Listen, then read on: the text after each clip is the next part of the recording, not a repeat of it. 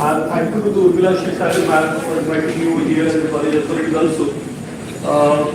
What I've understood is that nature's sustainability and future humanity is an absolutely important point of view for India. India is planning for Vision 2047. And when we are planning for Vision 2047, what can be the options that we have? And what can be the role models that we should have? That is the I have been twice to Dubai for the international conference, which were organized by some of the international organizations, and I have seen the development that is there in Dubai. As far as India is concerned and Dubai is concerned, Dubai is just a small state that we can consider one of the states in the India. The first talk about the from oil to innovation Dubai journey towards a sustainable future was when resource person was Honorable Dr. Deepak Patil, Managing Director of Elite Age Group of Companies Dubai, and he has given a very good insight about the development of the Dubai. We need to understand that what are the energy resources? Tangible energy resources are not. Now, if the oil is going to vanish in course of time in future, then what will be the economy of Dubai? That was the greatest question before His Highness Prime Minister of Dubai. And that question was being solved by him. Comparatively, when I am talking about the India, when we are talking about the Vision 2047, we also need to understand that if Dubai can transform its economy from oil economy to the economy of the solar economy, then why not India can transform the economy in the various areas which are innovative areas that can be done till 2047 as innovative challenge. Anyways, Dr. Deepak Patil has distinguished between is a distinguished scholar, and he has talked that the oil innovation was there in the 1966, whereas India got independence in 1947. So that time the population of the Dubai was approximately 180k, and now we see that was in 1966. Now we see that the population is 3.6 million in Dubai.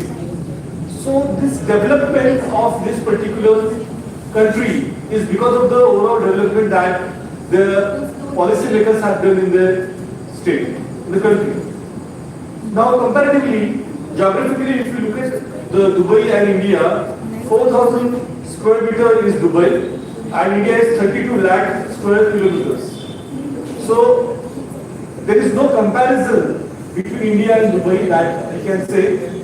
India is the largest one of the country in the world, in the Asia that you can see there, that is having the democracy. And still we are not marching ahead as we should have marched in various areas. Various reasons are there. And Dubai is not just a nation, actually it's a state amongst the UAE, that is United Arab Emirates.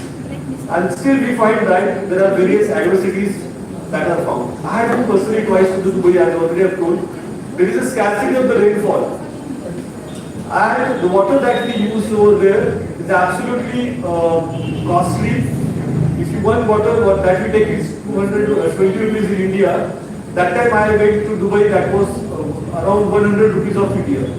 So this way you can understand that the water is very costly over there, and they are processing the sea water and distilling it to the normal water, and that water is being consumed by rain. This is another thing that we need to understand. Well, again, we also need to see the diversity of the natures. It's very hot in Dubai. It's a desert. Total area of the Dubai is desert.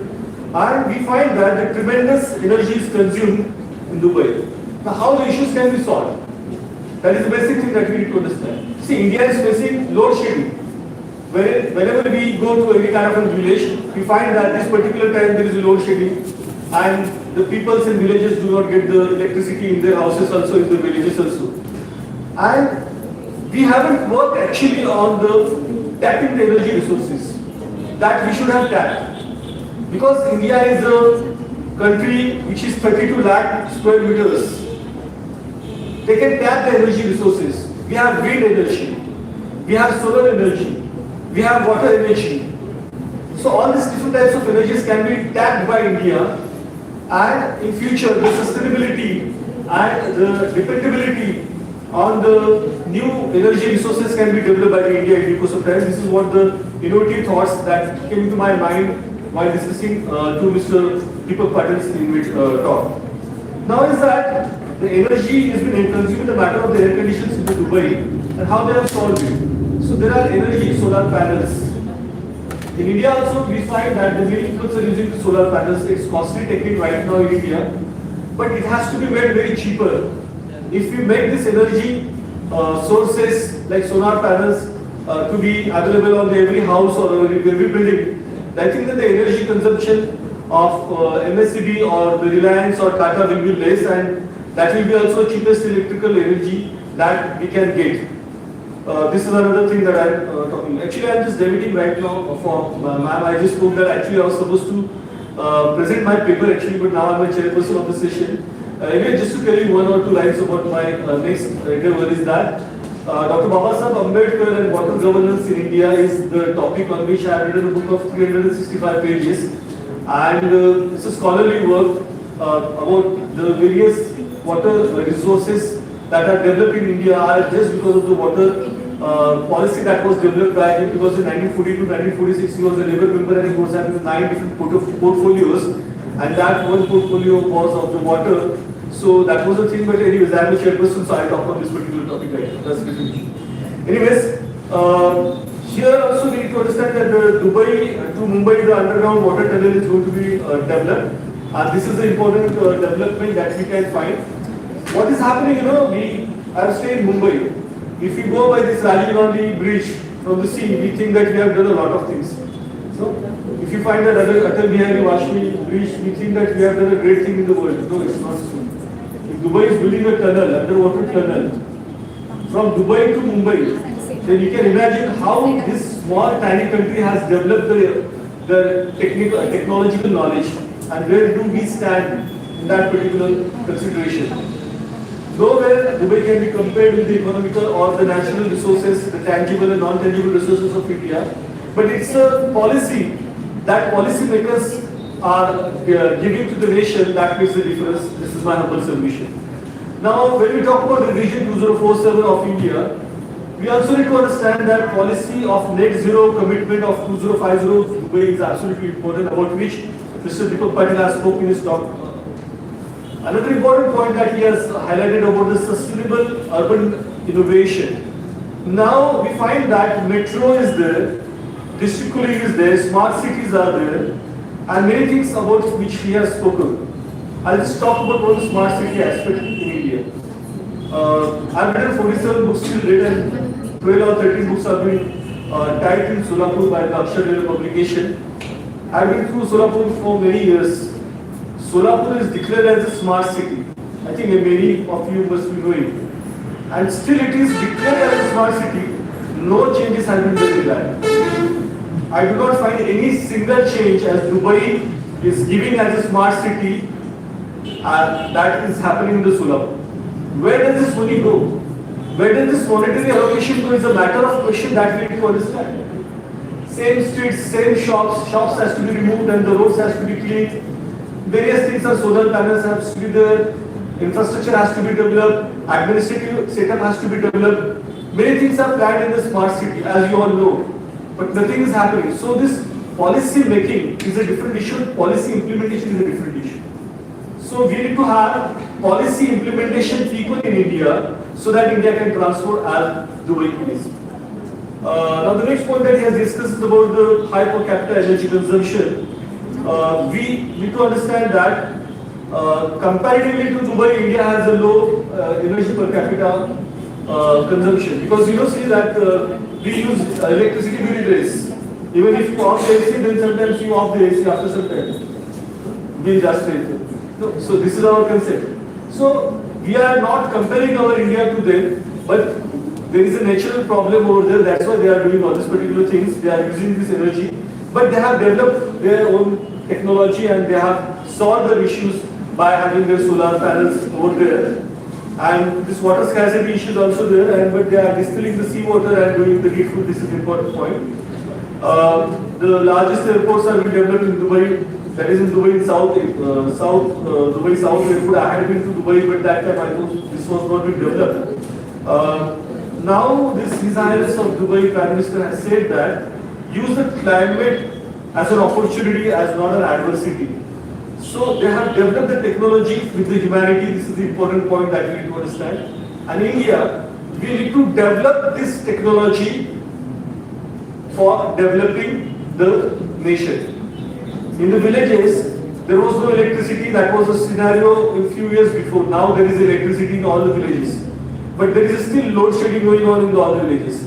So we have to understand all these different points, and we need to know that from oil to innovation, Dubai's journey towards a sustainable future is possible because of the policy that has been implemented. And India needs a person, no doubt, India is a developing nation.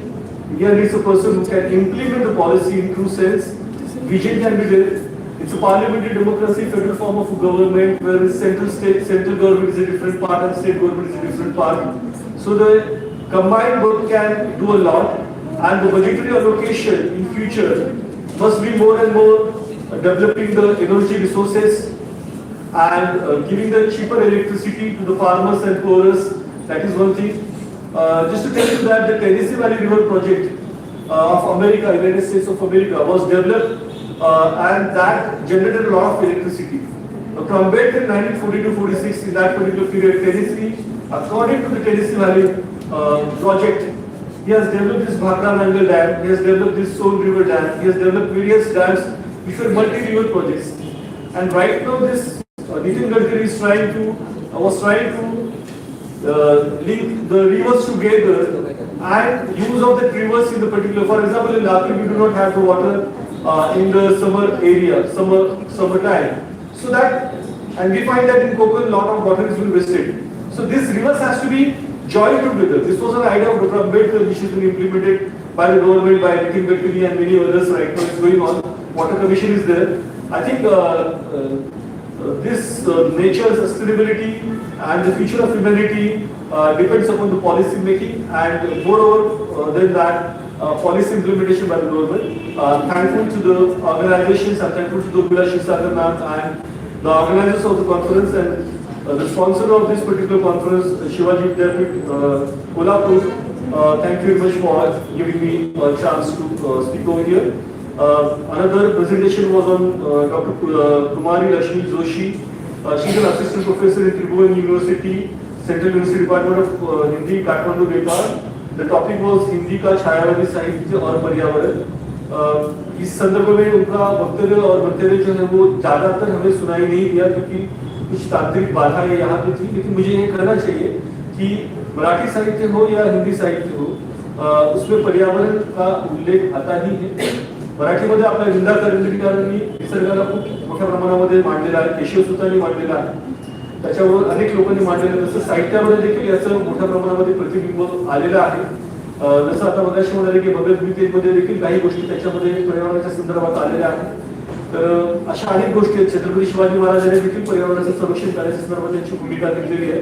अशा अनेक मुद्द्यांच्या अनुषंगाने त्यांचं म्हणणं असावं, त्याच दृष्टिकोनातून त्यांनी काही लेखकांचा आणि काही साहित्यिकांचा त्याच्यामध्ये अनुवाद घेतला असावा असं माझं मत आहे। त्रिभुवन विद्यापीठाला मी जाऊन आलो, म्हणजे मी ज्या 15 देशामध्ये जाऊन आलो ते विद्यापीठ त्रिभुवन विद्यापीठ सेंट्रल युनिव्हर्सिटी आहे आणि त्या ठिकाणी देखील अशा आंतरराष्ट्रीय परिषदांचं आयोजन होतं। तर ठीक आहे, तर या दोन्ही गोष्टींच्या अनुषंगाने मला वाटतं एक चांगली साधक बाधक चर्चा, अकॅडमिक स्तरावरची चर्चा या ठिकाणी झालेली, पॉप्युलर स्पीच झालेलं नाही या ठिकाणी। हे संयोजकांचं आणि आयोजकांचं मला वाटतं श्रेय आहे। Thank you very much for you. Thank you.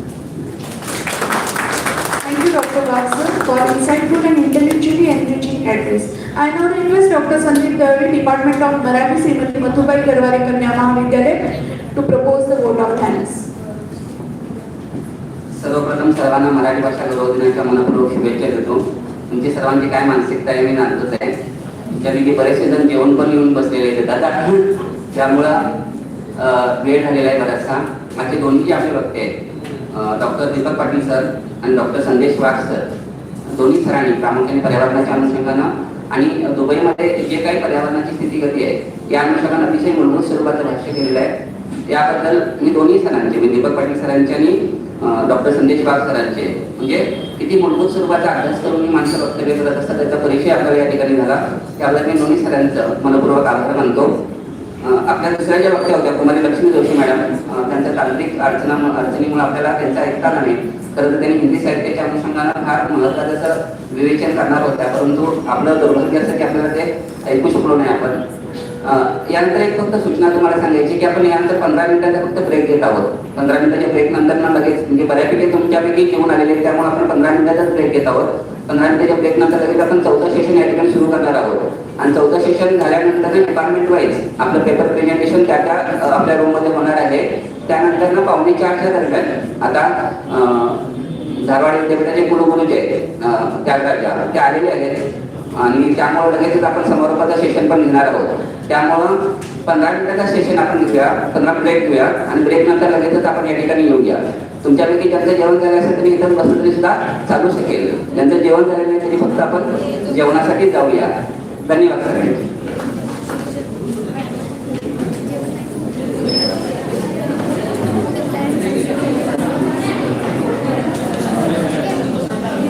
Thank you, sir. As we conclude this session, let us remember the future of humanity depends not only progress but balance. Literature awaken our inner voice. That inner voice makes responsibility, and responsibility ensures sustainability. आपण जेवणाचा आस्वाद घेऊया. आता काय चालू करू? आता direct पहिल्यापासून चालू आहे. चालू असू दे का कसं विचारत